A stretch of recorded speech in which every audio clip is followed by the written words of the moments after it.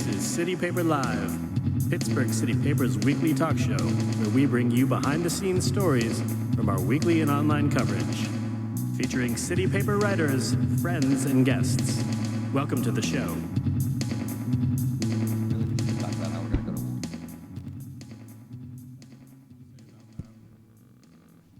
Are we on? We on? Hey. We should have like a little theme. Wait, what's our theme? We do have a theme song, right? It's pretty good. Is it something like that? Is it like the Seinfeld theme? Got that bass? Anyway, welcome to the City Paper Podcast. I'm Ryan Deto. Hi, I'm Amanda Waltz. Yeah, we're here in our new office. Our new office. Yeah. In the penthouse of some building with 12 stories. So. Oh, penthouse. Yeah. I like how you had to break that out. Yeah. Nice. So this is, and we're overlooking the beautiful Monongahela. Yes, Monongahela River, more commonly referred to as the Mon. The Mon. People who can't pronounce it. It's great. I love the view. Actually, it's like I get to every time I look out, there's either a train going by, or a light rail, or a boat, or a bus. Or you sound like really a child describing everything he saw on his trip to like I saw a boat. It actually reminds me of like the beginning of like a Richard Scarry cartoon. Oh yeah, totally. You know? Which I love. I can see the incline from my desk. Right, and it is precious AF. I love it. Every form of transportation you could think of outside of an airplane, you can see. This is your dream, Ryan. It's a numb-tot dream. Yeah. Yeah. Oh, look at you. Yeah. But yeah, loving the new offices. Yes. Which is we're in a temporary podcast setup right now. Yes. With this nice little, we're gonna do like a dance number in front of this weird silhouette kind of thing. Yes. Later, it's gonna be so cool. See our shadows and yeah, stuff. We're gonna do a little very artistic shadow puppet show later. Also, everyone in the office can hear us because this room is not soundproof. It is not soundproof. So sorry to our coworkers for this. But yeah, what are we talking about today, Ryan? So we're gonna talk about our Pittsburghers People of the Year issue. This was a double issue, so it's still on stands. I know we put it out almost 2 weeks ago, I guess. But we still want to talk about it. It's still the new year. People are still getting back into Pittsburgh news, you know. So we still kind of want to wrap up 2019, I think, a little bit. Right? Wrap it up. Yeah. So Happy New Year, by the way, everyone, whoever's watching. All right, what do we want to talk about? So, all right, we talked about Lisa gave us a list. Let's just checking a list. All right, People of the Year. So categories. We had environment. Yep. We had a very important category. We had food and drink, labor, music, visual arts, literature. Wow, we have a lot of categories. Yeah. Lit, theater, health, politics, and business. Yeah, pretty much what we tend to cover a lot at the City Paper. It's a good variety. It's a good variety. I mean, are there any other categories that you'd like to see? Oh. Other than transportation, which is just such an obvious one for you. Yeah, I think I wanted to see transportation, but I also realized it was very niche.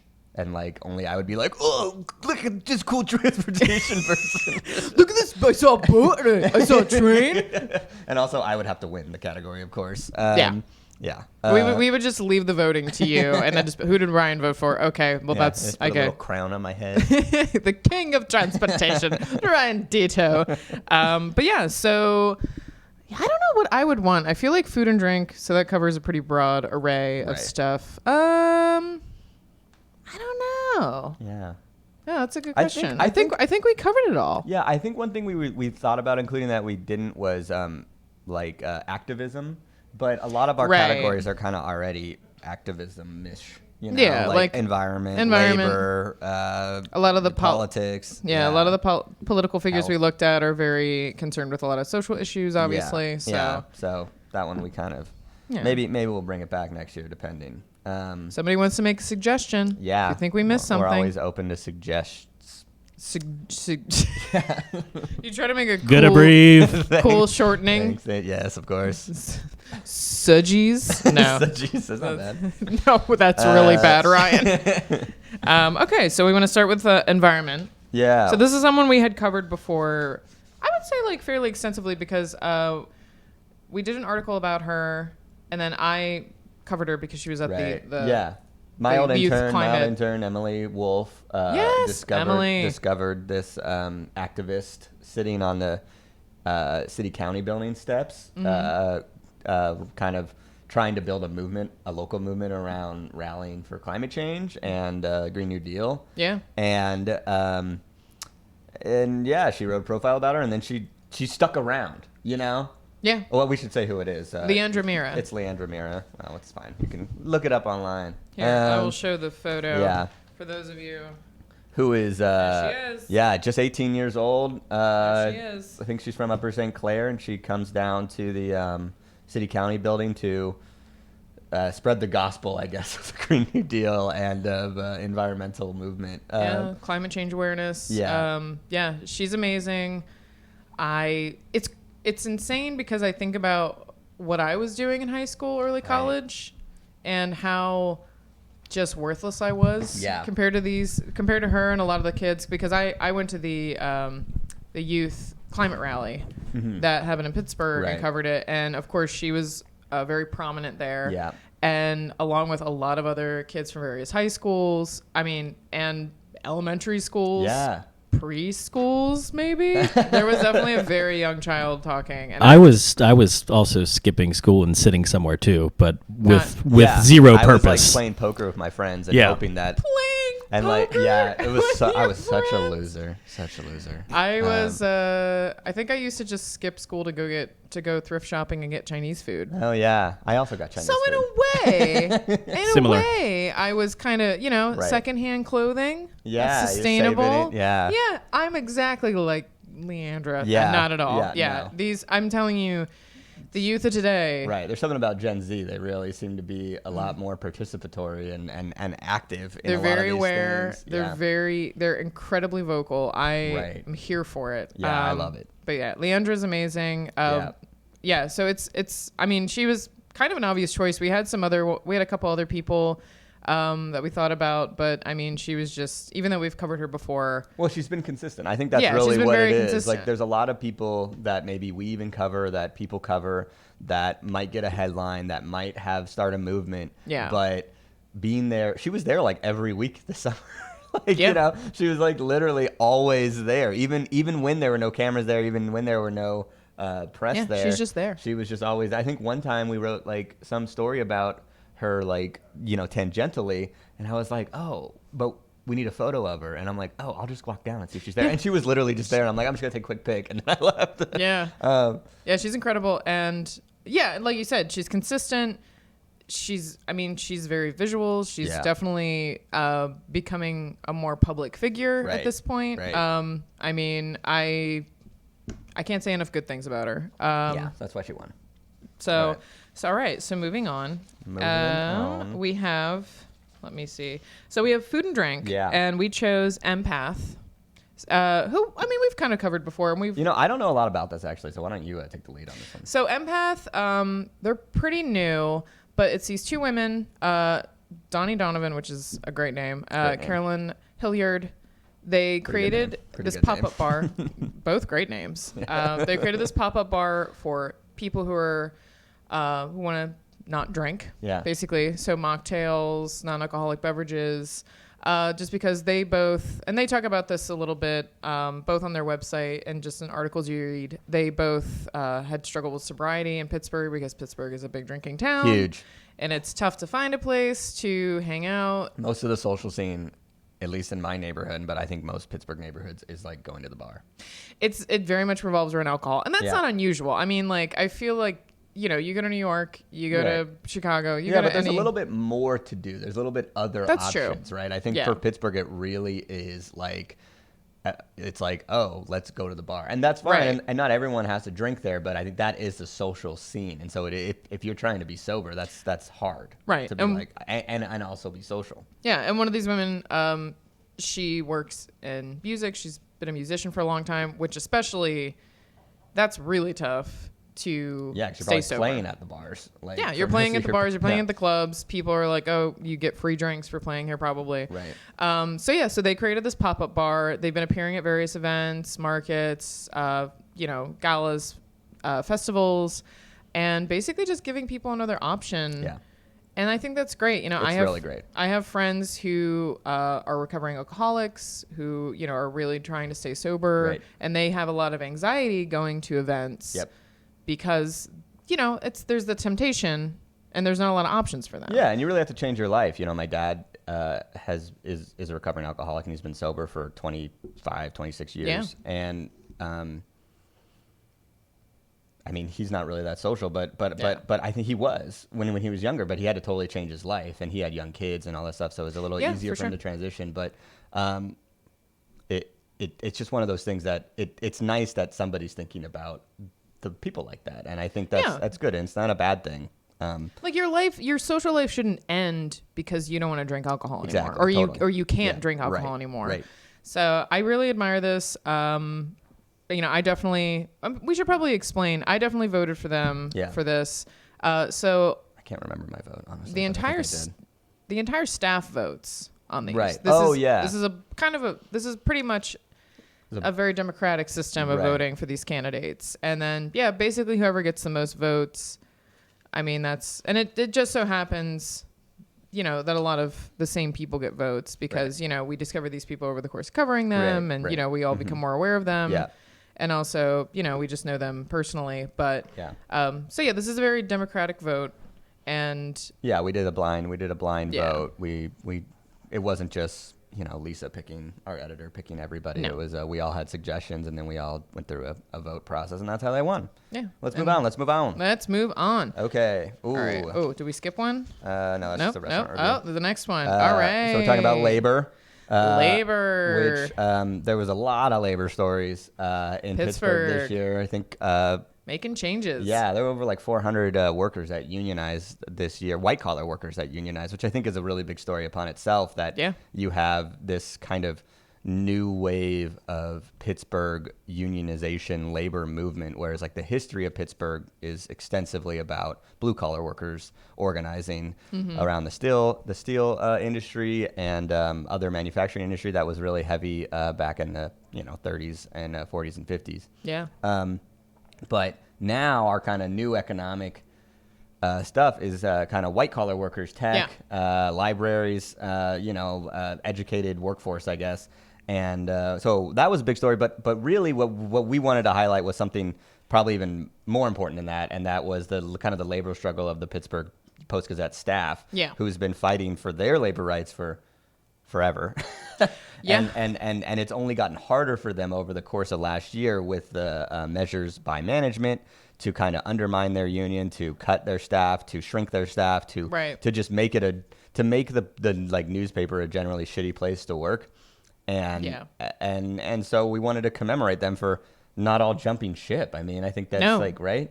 I mean, that's a very toxic environment. For anyone who's been following the story, it is very much everything is against them. I mean, it's incredible to me that, and I honestly do. I'm not saying this, just to be, rah Pittsburgh. Mm-hmm. I really think the Pittsburgh Post-Gazette is one of the finest newspapers in the country. I mean, the reporting is amazing. I think so too, especially for the size of the city of Pittsburgh. Right. And I mean, it's just incredible coverage. And, just to see that kind of resource going away is incredibly heartbreaking and devastating, I think. When it's just stupid too. It's just bad for the region, and so they understand. There's no reason for it. Yeah, exactly. There's literally no reason. The workers there understand that they know that they need to maintain their size to maintain the coverage that kind of Pittsburgh deserves, and at the same time, management is like, no, we want to shrink you to make coverage worse, and we'll just fill it in with terrible op-eds,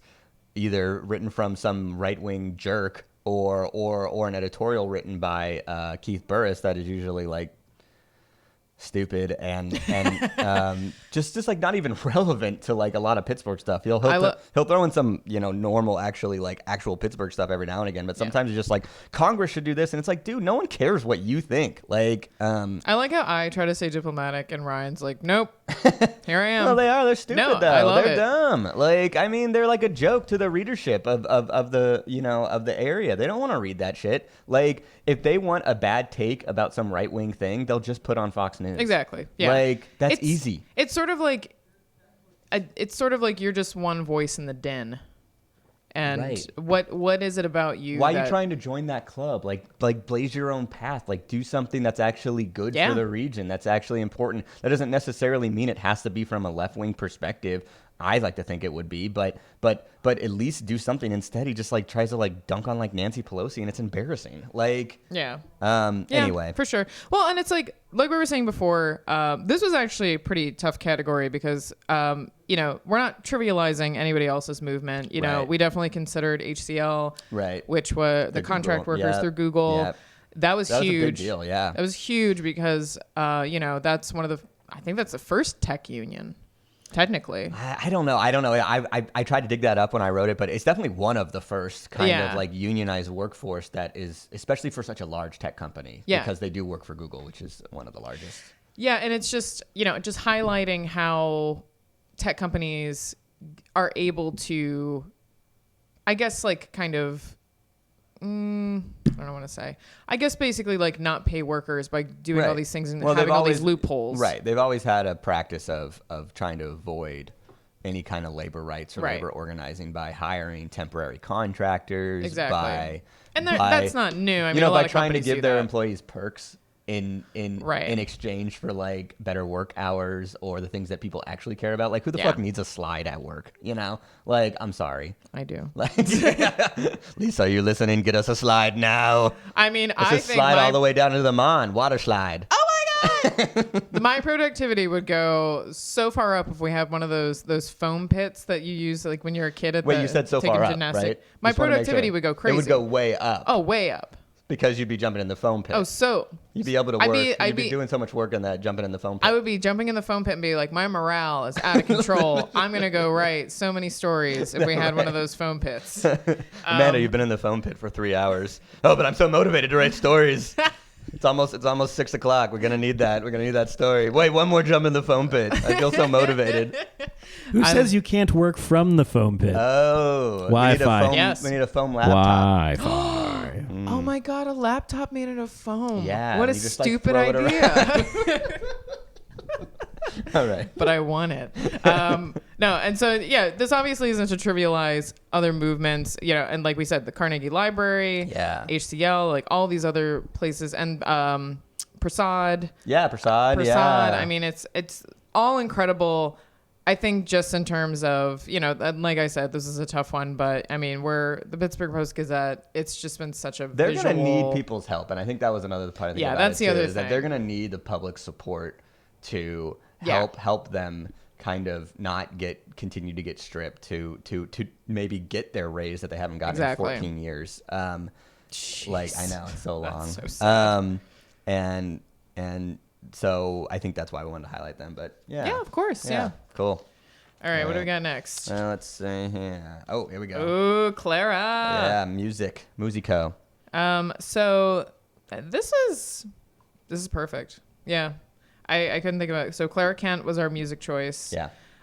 She had an amazing year. Yeah, she did. I feel like our music writer Jordan could speak a little bit better on this because she's interviewed her extensively. She knows her really well. Yeah. But yeah, just a great person for this. And I think it speaks a lot to like when I first moved to Pittsburgh, I feel like the music scene was I don't know. I'm not really a music person, but moving here it was like, oh, the Clarks.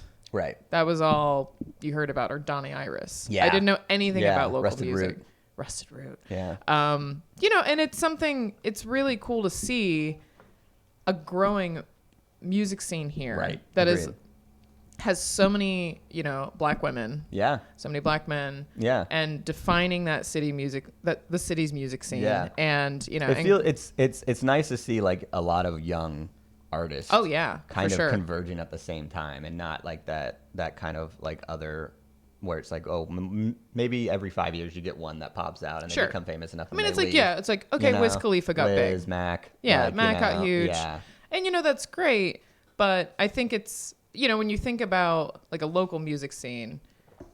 Wiz and Mac. Oh damn, that'd be a good dish at some like. There has to be one. There has to be one somewhere. Are there any restaurants that serve any kind of dish called Wiz and Mac? Not that I'm aware of. But But would it be But like that- Business idea. That idea is would floating it be, around. Would it be like I the think in maybe Whiz? 10 minutes after this show explodes, Yeah. so will that dish. You know, some Get on it. like little like food truck is gonna steal that, right? It's just, but I mean, it's just a good name for mac and cheese because it's just like you just make it with some Cheez Whiz. But it would be like you know? the Whiz, it would be like the Whiz that they use on cheesesteaks in Philly Right, that's what I mean. Yeah. Yeah. And mac. and mac. That's it. It's just mac and cheese. It's mac and cheese. Can we call it Mac why- and Whiz? Please tell me why every single macaroni and cheese dish in this town is not called Whiz and Mac. That's all I'm gonna say. Or Mac and Whiz. I don't know. I wish I could tell you. This is a disgrace. Our music scene must be better represented through comfort food. The Strip District, everybody there is scrambling right now around their kitchens, Yes. grabbing Shit, Pennsylvania they're erasing Macaroni everything off Company. their And Mac, they're getting like, where's the Whiz? Where's the Whiz? Honestly, why don't we have our own local Whiz? Like Pittsburgh Whiz. Why hasn't Whiz made his own I've never Pittsburgh heard Whiz? the word whiz said so many times. It's a lot of whiz. Oh, so much whiz. Okay. No. Well, hey, guess what? $1 million idea. My new Whiz food and truck, Mac. Whiz and Mac, and they're gonna show up. They're gonna give me Well, hugs. Well, one of maybe, them. One maybe. of them. Sorry, Well, R.I.P. Sorry, brother. R.I.P. Mac. Yeah. Do a hologram. Yeah, like in Star Wars. Oh, too soon. Yeah, that's more of a Too soon. that's a poke at how dumb holograms are and not holograms the are death of a revered musician. Do you guys remember how mad people got when Justin Timberlake was going to do the Prince hologram at the Super Bowl? Do you remember that? No. Oh, people were so mad. I feel like he's just made a lot of bad decisions over the last like few years. Oh, Man you of know? the Woods or Yeah, whatever. Just everything he's done. It's like Wearing like designer camo right, pants. yeah, Yeah, being he's- married to an anti-vaxxer, He's who kind of means that he's probably an anti-vaxxer. You know? Am I allowed to say fuck boy? I'm gonna say he's kind of a fuck Yeah. Okay. All right. Is Beale an anti-vaxxer? Is that who he's married to? Yeah. Oh, I didn't know that. boy. But then she tried to renounce it. Like, oh, that's like, Seventh come Heaven. on. Seventh Heaven. Right. Yeah. Yeah. What's her name? Seventh Yeah. Heaven lady. Yeah. What's her Is name? it Jessica Biel? It's Jessica Biel, right? Yeah. Well, Yeah. all right. Well, Anyway. Well, let's good get back into good luck to their Pittsburgh. kids. But anyway, sorry, that was such a dumb sidetrack. But yeah, Clara Kent, we chose her because she had a great year. Just want to show this from my boss here. That reads one more whiz and you're fired. Oh man. But I'm not sure who that. I guess that was probably for Ryan. But That everybody's was for Ryan. everybody's been whizzing. It's probably for Josh actually. Yeah. Okay, if anybody wants to tally up how many times we said whiz, that one included. Fired. Lisa will never fire me. I am the city paper. Yes. All right. Let's keep So, going. Clara We're, Kent, amazing. Yeah, Yeah. she was just such an obvious choice. listen to her. Yes, absolutely. Do it. I am Clara Kent at Facebook. Yes. There it is. Yeah. Okay, let's do it. Okay. All right, next. Next. I've also always and really Jaya? liked that Yeah. handle. Let's do it. Go. So visual arts and This Jamie is- and this is Jaya. you. I actually know. I had interviewed her years and years ago, back when I had a film blog. Weirdly enough. Okay. When she was doing these pop-up screenings. So she's been active for a long time, and she is a multimedia artist. She does literally everything. Okay. But she was doing this this project where she was putting up these murals throughout the Hill District. Okay. Cool. And so what she kind of stuff? What was like? What people basically expect? just the people. Oh, cool. Yeah, just the community. People of the just Hill. Yeah, people of the Hill. And she also works with the Tina Harris Project. Oh yeah. So I mean, She's she's a famous photographer from famous Pittsburgh photographer. Pittsburgh Courier. She, like, I mean, black honestly, lifestyle basically. I'm trying to like name everything that she does because she does so many things, Yeah. and she's so She's active. a Renaissance woman. Definitely, Yeah. 1000%. Awesome. But yeah, she's been doing a lot, and so the public art project. Sorry, I have to look. It's Uplifted. She just completed it last year, like the end of last year. So it seemed like an appropriate thing to have her as our visual arts Right. person, just because highlight this culmination of her work. Basically. yeah, and just kind of point out that this isn't all she does, Right. and she's really incredible, and she's somebody who deserves recognition. So yeah. I think that's kind of been the theme of like who we ended up highlighting is like there were some of them that was like great year, good job, that's why you got it. But a lot of them, it was really like great year. Also, keep your eye out. Like stay tuned for what they like will continue to do. So yeah. All right, let's falling behind too much whiz. No, you're fired. We're right. both fired. Sorry, everybody. Later. Get that foam pit like we want.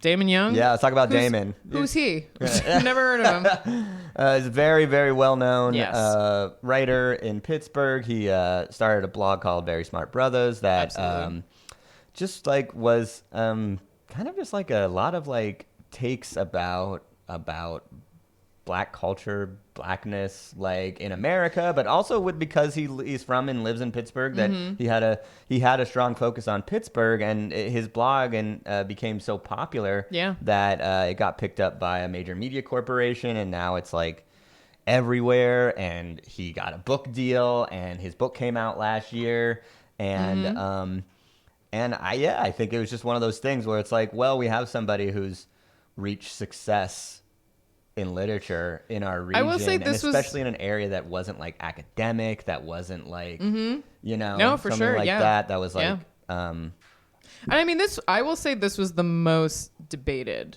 right? Because there were a lot of great literary figures in Pittsburgh that like this was something that we really talked over, where we said, Damon has been covered, right? He's been talked about, right? I wrote a profile about him last year, and we just said, you know what?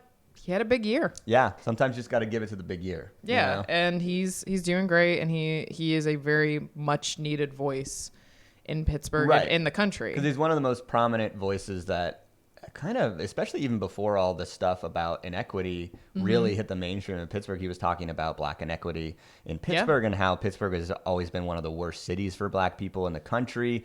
And then like just a few months after his book came out, there were all these like studies that basically confirmed everything he was saying, and it was like, this is why he's a person you want to read, you know. And again, it's not in an academic way, but it's in an interesting way. It's in a literary. He's very funny, really so funny, very funny. And I will say, after the election, I obviously, and a lot of people were obviously feeling very disheartened, and I remember reading something that he wrote about sort of being a Black man after the election and going to a bar in Pittsburgh and overhearing, these two white guys talk about, what was going on, and just how, just kind of reading his perspective. It was, I just thought, okay, I'm not alone, but also this is much worse for other people. Exactly. Yeah. So to really like open that up and think about that in a different way, and he helps, and he makes it accessible and easy, I think, for a lot. He's of very people. readable. Yeah. Like we said, he's very funny, very readable. So Damon. Cool. Good job, Damon. Yeah. Keep it up. He will definitely keep it up. All right. Oh, Janera. Yeah. Okay. Now we're on theater. How much more do we have? God, we have a lot of. We have a lot. Yeah. We'll fill an hour. Yeah. We didn't think we would be able to. Yeah. Janera Solomon. Is she now the former director of, or is she still there? I don't know. I'm trying to think. This is your beat. So Janera Solomon, she basically is Kelly Strayhorn Theater. Oh, cool. I mean, she has been working with them for so long. She's a huge figure in the arts community. I don't know. I guess it's just she's Janera. Yeah. Kelly Strayhorn, which is huge. Yeah. But yeah, and she's helped launch. They have residency programs at Kelly Strayhorn. They're doing a lot of stuff. They've always done good stuff with like you like pay what you can to like see shows. Absolutely. So they've been a staple in East Liberty to try to like make theater accessible to everyone. Right? Yeah, and I mean, she goes beyond Kelly Strayhorn, like I said, like where she's, everybody in the arts community respects her and, looks to her for feedback and guidance, I think. And just with Kelly Strayhorn, like I said, it goes beyond, they have amazing dance programs and just everything, and music and everything. But, they also support local artists through a variety of programs. And so, but she's, I'm not sure if she's left yet or if she's still at, but yeah, she's going to be leaving Kelly Strayhorn and has left Kelly Strayhorn, and good 2019. Yeah. All right. Yeah. Okay. So I think we should let's let the listeners pick up a paper to discover the rest of them. Who else? Who else? Who else can it be?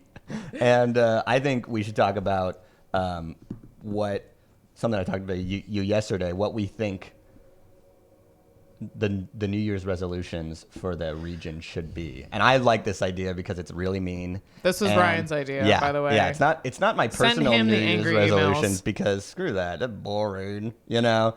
I say what do we think should be Pittsburgh's New Year's resolutions? Our resolution for Pittsburgh. Yeah. You go Forcing first. our thoughts onto everyone else. Tell you what, Ryan, you go first. Okay. I think this is kind of a funny one, and people are going to hate me if they listen, but that's okay. No more parking chairs. Fuck them. You know? Sorry. Stupid. It's a stupid idea. You live in a city. You don't get to save your parking spot. What I find odd about parking chairs, and this is something, because I lived in rural Pennsylvania. Yeah. This is a very alien thing to me. Right. What I find odd is when people do it not in the winter. Yeah. Like What's when up it's with like that? you didn't. I understand if you spent time shoveling your parking spot. Okay, that's fair. And you're like, I did the work, I get the spot. It's like, absolutely. I think you earned this. Yeah. Or if it's like, I have, my mother is, she can't walk very well. Yeah, I need but to, if that's the case, it's like you can something apply. like that. You can apply for a handicapped disabled Right, but spot. it's like there's some things where it's like I respect the parking chair. Sure. When it's like in the summer and you're just like I live in Lawrenceville and don't want all the people who are just coming here to like do whatever. It's like parking chair has been misappropriated for its original meaning of I shoveled out all the snow and thus this is my spot. And, it's honestly, August. And honestly, with climate change too, I think we're just getting less snow. And like we don't really have are. those huge snowstorms where it's like you're gonna spend like 3 hours shoveling something out. Which I have done. This is what I mean. I just think like parking chairs, get them out of here. I'm sorry. And it's also not stupid. I cannot tell you how many older Pittsburgh people have yelled at me because I parked in their spot and they'll say, "Oh, you moved." Like I remember one time this guy, he left a note on my windshield. Spot. It's not their spot. It's like it's not. It's public parking. Right. I've had people yell at me and I'm like, "What are you going to do? Are you going to call the cops?" They're going to say it's parking. Right. It's anybody can park there. It's just this weird thing where like Pittsburgh is like this like series of small towns inside a big city where everyone's like, "Oh no, but this is my thing." It's like that's not how big cities work. No. We live together. That's the whole idea. So we share everything. Yeah. That's the beauty of a city. And this like this weird conflict between that and like wanting your own driveway. It's like if you want your own driveway, move out to Cranberry. Yeah. I'm sorry. But also don't stay here. It's great. Yeah. I think for me, I guess, I don't know. I would like to see people come out for art events that aren't just like the Instagrammable public art. Got it. And this was something that I had talked about with Lisa about doing a potential article, but I honestly don't know how I would even go about it. Yeah. So I think I can just talk about it here. Yeah. One thing that kind of gets to me is that I feel like a lot of people will come out for art if they can only prove that they saw the art. Right. And I find that really odd. And I think this is something, and this isn't on the Cultural Trust or like Downtown Partnership and like a lot of the things Sounds that they almost have. like a nationwide problem too, right? It is. Yeah. And it's like I understand. It's one thing when it's like, we want to get people downtown. We want to give them something to do, and like, this is great. But it's funny because there's one particular art. It's like a public art project downtown where it's basically like, I think it even encourages you to take an Instagram photo. Right, It's just like, take your Instagram photo. Yeah. And I remember Lisa was tweeting about it, and one of my friends tweeted back at her and said, "Oh, I took my daughter, who's, she's like 12. Yeah. And she's like, oh, it's fine for like the gram." Yeah. And that was it. Yeah. And I found that really interesting. Yeah. That's like a 12-year-old is saying that about, like, oh, this is very whatever. Like basically you want people to maybe expand their thoughts of what art can be, and it's Right. not just about Instagram. It's not just about Yeah. posting something. And- it's about Yeah. it's about experiencing. And I something think different. it needs to have something beyond, there's a couple really great public art projects that are going on right now. There's the one at the University of Pittsburgh where it's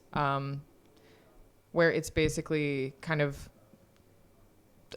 of brings awareness to like the Tree of Life and the Holocaust, and Yeah. it's all these photos of people who were Holocaust survivors. Right. And, I think that is amazing and it's incredible. It's all these portraits and they're beautifully photographed. And then, and I just think something like that, it's like, this can be pleasing aesthetically, but also have a purpose. And I think that's the thing about public art is that I think it needs to be more than just entertaining, right? In a way where, definitely. And I mean, it's one thing like what I'm talking about obviously is for like the holidays. Yeah, it's like you want to give something people to do when they're downtown. Yeah, sure. Yeah, I mean, but I mean, sometimes there's gonna be like I think with like that sentiment, I think I agree with you that there's going to be risks sometimes. Like there's going to be some people going to show up and they'll be like, I don't understand this at all. But that's not the purpose, right? That's not the purpose. The purpose is some people might think, wow, this really like made me think about something. This really touched me. This really like did these other things. And yeah, it is. But it is a give and take though, because you do want to just get people to like an area, and it's hard to be like, oh well, you should just like care about cinema or whatever, like that idea, like you should just care about cinema. Absolutely. That's Scorsese over here. It's also like Marvel movies aren't real movies. No, but I mean, I think this is something that maybe like the Cultural Trust and Downtown Partnership and some other groups, I'm sure they struggle with this and struggle with trying to figure out, okay, how do we make this accessible while also kind of, communicating something. Yeah. And, sometimes you just, at the end of the day, you're just like, I think it's just going to have to be an amazing light show. Yeah. And, but I think, and I think I would like to see more of a movement towards, okay, what are we saying with this? Right. And what are we trying to communicate? And like maybe bringing in artists who have more of a concept as opposed to just like pretty lights or something like that. That's good. And that's a good one. That's a lot nicer one than my fuck your parking chair. Hey man, this is something I was thinking about and I was like, meh. But yeah, and this isn't, obviously this isn't to like rag on anybody. It's just basically saying like, I would like to see more, like you were saying, like taking a risk, being more bold and like, no, that's a good one. Josh, what do you got? I don't know. I was not prepared for this. It's okay. And this might get, I don't know. This might be a little too heavy, but relevant, I would think. Yeah, bring it. Is just, let's integrate this city better. That's a big one. Which has been, years and years and years, and we're so far behind, and there's just pockets of underserved communities that no one goes to, and the people get stuck in there, and let's get affordable housing in places where and so we can spread our diverse population out to a point where it's actually diverse, and not so segregated, because it's so extremely segregated. Because you're right, there are just neighborhoods, there are black neighborhoods in Pittsburgh that white people or really anyone even outside of that neighborhood don't go to. It's like Point Breeze, like Penn Avenue is like the DMZ. It's like this community lives over here and this community lives over here, which is insane for like an American city. It just shouldn't. I mean, it's not insane because it's actually really common, but it's frustrating. And is that because to some level that Wilkinsburg, their government is separate from Pittsburgh city government, right? Not as to say that if they weren't, that things would be much better, but maybe a consolidation of all these.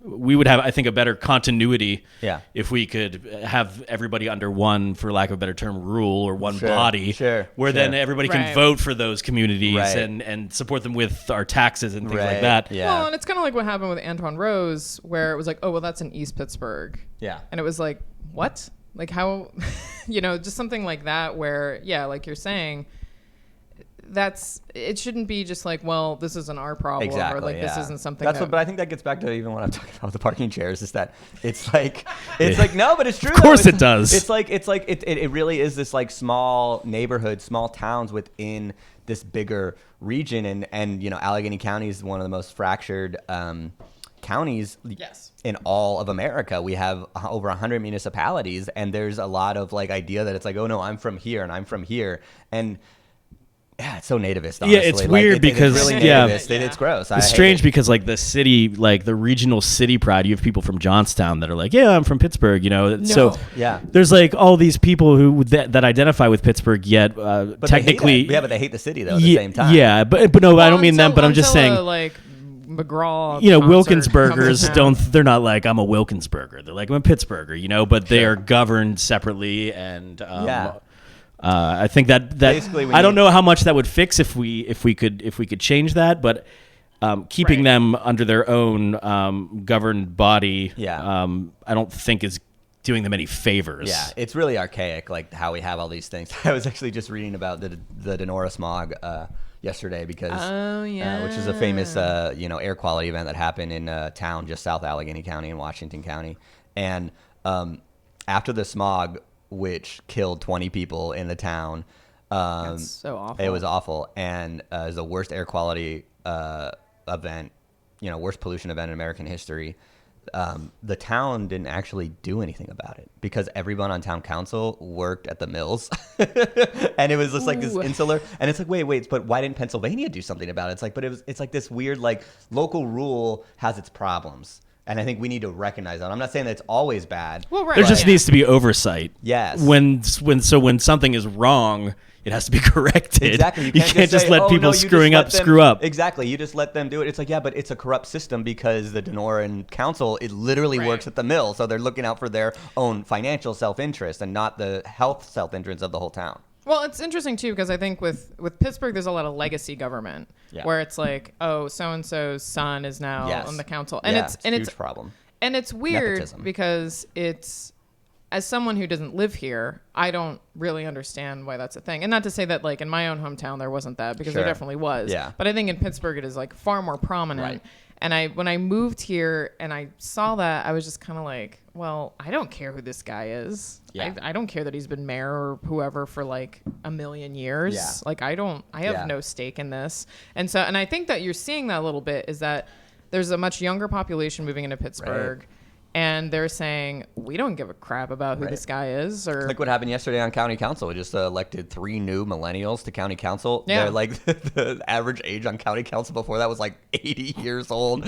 Like, and so like it was literally 80. No, it wasn't 80, but it was very old. Like most people were senior citizens and AARP eligible. Yeah, and there's nothing wrong with that per se. No, but everything is wrong with that. But in terms of like changing the dynamic, you are starting to see young people that are willing to shake things up. So like you want to represent your demographic. Yeah. And I think like part of that is, and I think all of that kind of like plays in where, you kind of have this old guard where nothing has been changing and nothing has been really like, not a lot has been done. It's such this weird Pittsburgh thing where they're like, man, everything kind of stinks here and it's not that great and we need to make it better. And it's like, but don't change anything. Keep Pittsburgh shitty. And it's like, why?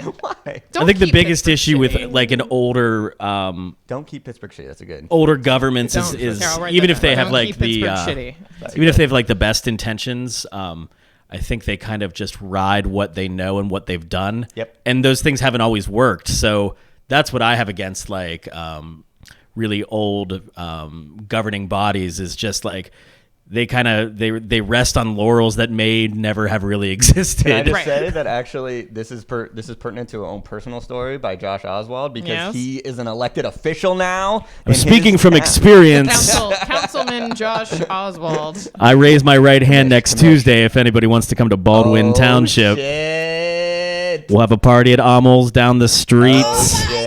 But anyway, I think that's actually really good. Like, whether or not whatever happens you just on put your in thing. You just put in a write-in vote for yourself. I voted for myself and literally won. That's how. That is all you need to do. Democracy works or doesn't. We'll find out. But at in the same 4 time, years, that's the only thing that's going to change the system, regardless if it's successful or not. The only thing that's going to change the system is literally younger people. Well, people are starting to see how easy it is. It's so easy. I think people are starting because to there's so many small governments that most people get like 16 votes and they win. Yeah. And I think people are like, wait a second. Anyone can run. Gonna run. 16 votes, 15 more than I got. Anybody can do this. 15 but more no, than you're ever gonna get. First meeting's next Tuesday. I'm excited. I just want to find. I would like to see it's my community. That's right. Care about it. It's awesome. I'd like to see what goes on, how it works. Yeah. There are things that I walk around and that should be fixed. This is dangerous. These cars are going too fast. Yeah. Things like that. And absolutely. so like just just get in. I think everybody should know about their community. What better way than to just throw yourself into it? It's really not that hard. Yeah, so we'll find out. So we'll see what happens. Just get involved locally. Stop watching CNN, please, and read the City Paper all the time. It's great. And Perfect. Don't keep Pittsburgh shitty. Yeah. 2020. Yeah. Cool. Wrap it up. Clean the rivers. Wrap it up. We done. That seems like a good. Are you guys done? That seemed like you were closing it out. It's 10:50. No, yeah, we're done. Okay. I mean, we can keep it tight. All right. Well, all right. Do we want to close this out? I mean, yeah. What Josh promised me what the music was going to sound like, so I just want to know. Oh, that's just the intro music. I can play that again, but that would sound weird since it's Welcome to City Paper Live. Oh, what's the outro? Do we have any? Haven't created that yet. Should we have an outro? Too much politicking in my house. Should we write a song right now? Oh no, it would sound so bad. Yeah, we need to do like an industrial state, like a I don't know, something real cool, something like. I'm definitely into a really heavy industrial outro. Let's do it. We'll work on it. All it. right, next week. Tune in for next Friday's industrial outro. Industrial outro. Thanks, guys. Bye. Bye.